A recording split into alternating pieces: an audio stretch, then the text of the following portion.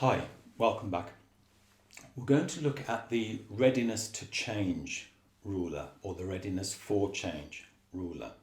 Okay. And what this is a very simple questionnaire that we put together for clients. Okay. And it's on, for example, a scale of 1 to 10. And the main question we're asking the client at the first session, for example, would be on a scale from 1 to 10, how important is it for you to make changes at the moment in terms of whatever the problematic behavior is? Okay. And remind them that 1 is not at all important and 10 is extremely important. And right from the first intake, that very first session with the client, one of the things we want to do is to introduce this grading, this ruler, to see where the clients are at with change. Okay. If they say, for example, in terms of problematic gambling, for example, if they say on a scale of 1 to 10, my score would be 1. So it's not at all important to change. One of the things we would ask them is, what brings you here today? Because on the ruler, you've said that it's not at all important to change. But I suspect that there may be some reasons that bring you here today, and perhaps that you actually would like to consider change, but not sure how to go about that from here onwards. Okay. So if somebody scores a 1, they give themselves a 1 on the readiness to change. That certainly doesn't mean that we should write them off and say, okay, well, you're not obviously not ready. Go away and come back when you are ready. No, we don't do that at all, because we assume that if the client has taken the steps to come and book a session with us, we assume that although they've given themselves a score 1, there are some reasons for change, for them to want to begin to consider change. Okay. In terms of the point on the scale that they give themselves in that first session, it gives us an understanding of what strategies and skills we want to use. So, for example, if they give themselves a number 1, okay, so it's not at all important for me to consider change at the moment, we'd want to then look at strategies that help them begin to explore the positives and negatives of this certain behavior. Okay, so what are some of the positive things about the gambling? Okay, and if this client has scored themselves 1 on how important it is to change, the likelihood is that they will have quite a number of positive things that they want to say about gambling. Okay, they find it good fun, it takes their mind off their problems, they get to meet with like-minded people, for example, it relieves their stress, whatever. Okay, so we're working with them to begin to understand for themselves the positives of this behavior, but also begin to think about some of the negatives. Actually, how is the gambling affecting parts of their life? So how are their finances? Okay, how is their attendance at work, or how are they doing in their business?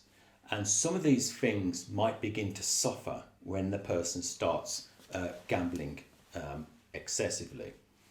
Personal friendships and relationships might also start to suffer.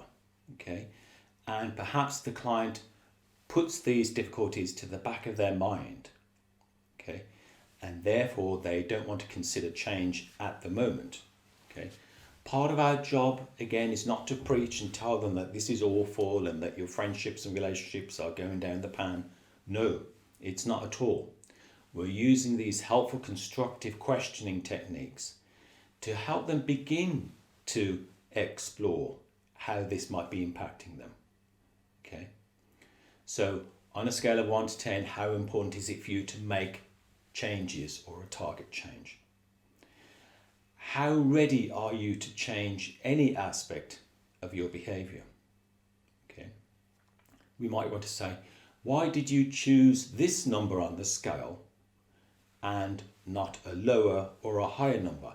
Tell me why you chose number 1. What's your thinking behind that? Tell me why you chose number 5. What's your thinking behind that? Okay, so we need to get a good full understanding of what they're choosing in terms of readiness for change on the ruler, and why. What's their reasoning behind that? Okay. If the number they choose is 1, so not ready to contemplate change at the moment, we might want to ask them, what would need to happen for you to consider making a change? Okay, think about that question, crucial question. What would you need to happen for you to consider making a change or changes in this area? Okay. Sometimes an individual might say, actually, I give myself a score 1 because I'm not at all ready to consider stopping smoking. Okay. And when you ask them this question, what would you need to happen for you to consider making a change? Oftentimes clients will say, well, if I had a medical checkup with a doctor and the doctor said that I've got severe breathing difficulties or some kind of an illness that's linked to smoking, then I might consider change urgently. Okay. Or if my partner said that, the smell of smoke in the house is quite unpleasant and the smell of smoke in my clothes is quite unpleasant, then I might consider exploring changes. Then they might give themselves a slightly higher score. Okay. It's interesting and it's very helpful for us to understand their reasoning behind the scores that they give themselves. Okay.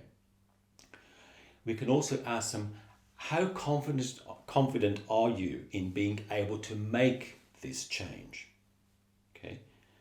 So where a person has said that, yes, I'd like to consider making changes, okay, then we'd say, okay, in terms of the specific change that you'd like to make, how confident are you in being able to make this change? 0 is not confident at all, and 10 is very confident that I can make this change. Okay.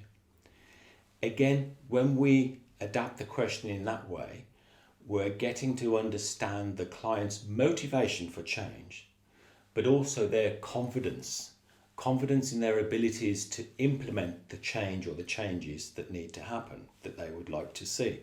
Okay. And where confidence is a problem, we can then adapt our strategies and skills towards helping to increase the person's confidence. Okay. Practicing skills and techniques, giving positive feedback for even small steps in the right direction. Okay.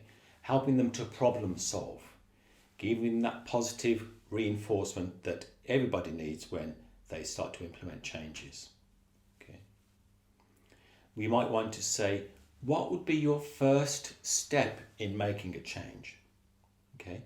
So where, for example, a person gives themselves a low score in their confidence about making a change, we can help to break it down and say, what would be your first step if you were to make a change in this area? What would be the first small step? Okay. And remember that with even the biggest changes, very difficult, challenging things that we change in our lives, oftentimes many of us start with one small step. Okay. Same, of course, with clients that we work with as well. So breaking things down into smaller steps. And then when they achieve the smaller steps, we give them all the encouragement, positive feedback that we can in the session. Say, well done. Okay. Well done for making this change. They might discount that and say, well, it was a tiny change. I've cut down my cigarettes from 20 a day to 18 a day. It's nothing.